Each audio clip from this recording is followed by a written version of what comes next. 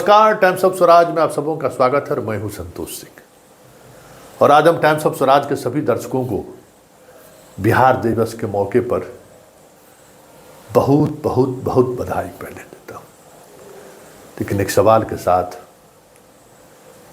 कि जब हम बंगाल से अलग हुए थे, हमारे पुरखों ने एक लड़ाई लड़के एक राज्य के गठन की बात की और बिहार का गठन हुआ।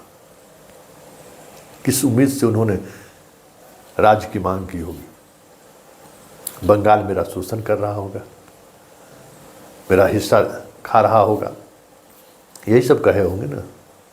राज्य बना, आज हम लोग बिहार है, बिहार का भी दो टुकड़ा हो गया, उड़ीसा अलग हो गया, झारखंड भी अलग हो गया।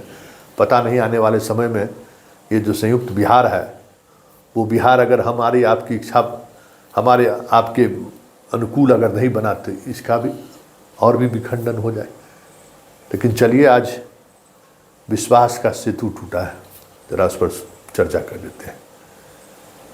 अभी तक किसी राष्ट्रीय चैनल पर यह खबर देखें या सोशल मीडिया पर इस तरीके की खबरें किस तरीके से चल रही है, जरा महसूस किया है?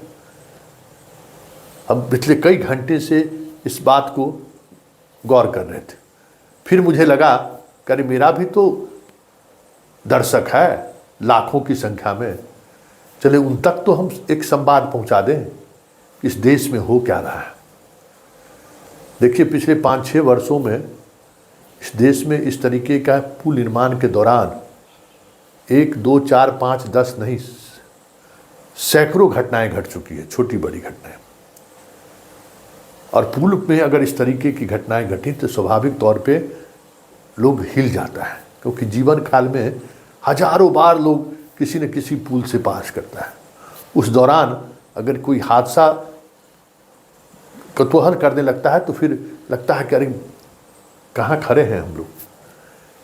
हादसा की वजह जो बताई जा रही है या जो कही जा रही है, वो तो जांच के बाद चीज़ें स्पष्ट होंगी कि वस्तु स्थिति क्या था। याद है, हाल ही में कुछ महीने पहले सिंघला बना रहा था, सुल्तानगंज वाला पुल, उसमें ये हादसा हुआ। कितना बवाल मचा था, कितने लोग ट्वीट पर उतर आए थे, कितने लोगों का बयान चलना शुरू हो गया था। वाकई में कितना हंगामा हो गया, कितनी जांच टीमें आ गई, क्या क्या नहीं हुआ। आज हर कोई खामोश है। आज कोई इस पर प्रतिक्रिया देने के लिए फोन कर रहा है मीडिया वाले को तो कहता है कि हम आ रहे हैं। मतलब किस तरीके से चीज़ें चलती हैं, जरा इसको समझिए। आज बिहार में सत्ता में बीजेपी है तो कुछ भी हो जाए, मीडिया जंगल राज नहीं कह सकता है। कुछ भी हो जाए, ये जो भ्रष्टाचार का जो खेल सामने आ रहा है, उस पर जुबान नहीं खोल सकता है। बस ये समझने की बात है, इस पर और कुछ चर्चा करने की जरूरत नहीं है। अब तकनीकी पहलू जान लीजिए।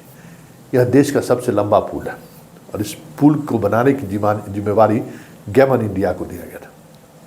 और ये जो आप देख रहे हैं ना, जो गिरा हुआ हिस्सा है, जो गिरा है, लगभग 60 मीटर गिरा है और 153 नंबर पिलर के पास पिलर पूरी तरह से ध्वस्त हुआ है। देखिए, ये जो प्रोसेस आप देख रहे हैं, वो प्रोसेस है जो अब, क्योंकि अब मटेरियल तो दूसरे जगह बनता है। साइट पर तो सिर्फ पिलर लगाया जाता है, पाया लगाया जाता है, मटेरियल कहीं और बनता है और मटेरियल को लाके फिर उसको एक चेन के सहारे उसको ऊपर ले जाता है।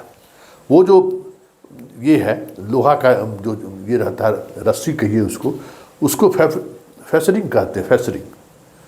और उसमें एक वेज लगा रहता है, वेज। इसमें जैसे मान लीजिए कि खींचते हैं, इसमें वेज लगा रहता है, उसी वेज के सहारे खींचते हैं तो वो चीज़ें ऊपर जाती हैं।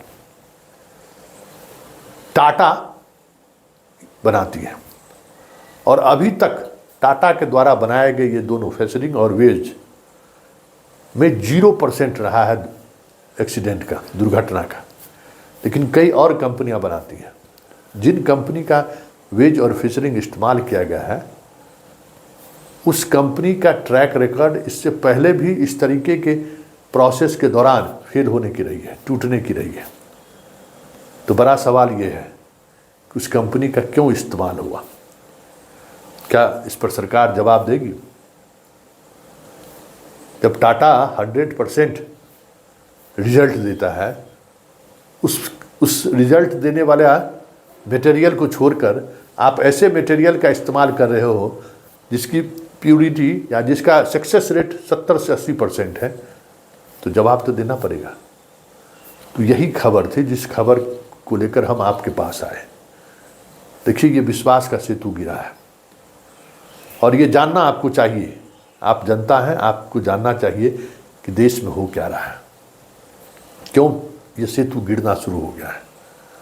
उस सरकार में जो राम सेतु की अक्सर चर्चा करता है, भगवान राम और मर्यादा की बात होती है।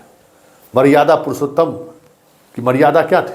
भ्रष्टाचार तो नहीं था, भाई भतीजावाद तो नहीं था। जो मर्यादा था, क्या वो मर्यादा आज देखने को मिल रहा है? बस इतना ही समझिए। इससे ज़्यादा अगर हम भी कुछ बोलेंगे तो पता चला किसी दिन हम भी जेल में रहे।